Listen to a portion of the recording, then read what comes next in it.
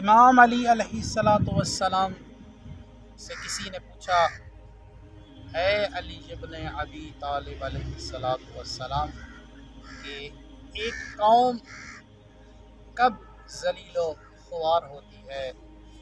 میرے مولا علی ابن ابی طالب علیہ السلام ارشاد فرماتے ہیں کہ قوم اس وقت ذلیل و خوار ہوتی ہے کہ جب ان کے افراد قوم کے گھروں کے حدود کے اندر ہی حملہ ہوتے ہیں۔ امام علی علیہ السلام نے ارشاد فرمایا، فواللہ ما غزی قوم قط فی عقر دارہم الا غلب۔ فرماتے ہیں خدا کی قسم، جن افراد قوم پر ان کے گھروں کے حدود کے اندر ہی حملہ ہو جاتا ہے وہ ذلیل و خوار ہو جاتی ہے، یعنی وہ قوم کہ جس کے گھروں کی حدوں تک بھی حملہ ہو جائے وہ قوم ذلیل و خوار ہو جائے۔